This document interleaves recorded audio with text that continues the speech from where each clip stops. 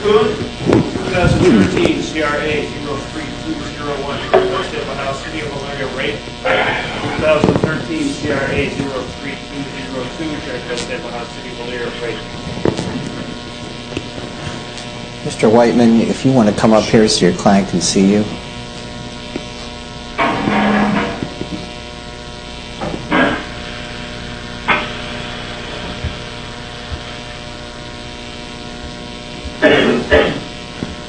Good morning, Ms. Koon.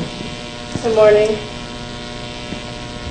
You have two charges. Both of them are felonies, which means this court can't resolve your case. The purpose of this hearing is to make sure you understand the charges, make sure you understand the potential penalties, and to make sure you understand your rights. Okay. Rape, of which there are two counts, are felony ones. Each of those carry up to 11 years in prison and up to $20,000 fines. Do you understand the charges and the potential penalties? Yes. As to your rights, you have the right to an attorney.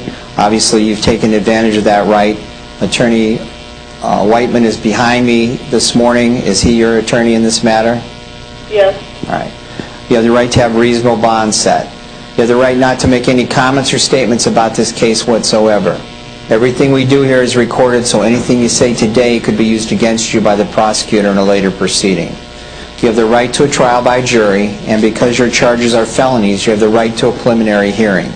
The purpose of the preliminary hearing is not to determine guilt or innocence, but to determine two things. One, is there probable cause to believe that felonies were committed? And two, is there probable cause to believe that you may have committed those felonies?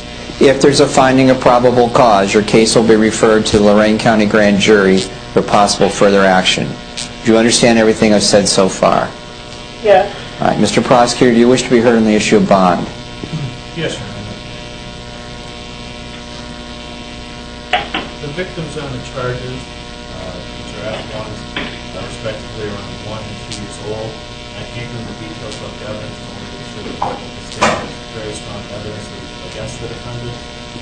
She has no record, but given the horrendous nature of the crime and the accusations, I would ask for $1 million cash bond. Mr. Whiteman, do you wish to be heard on the issue of bond?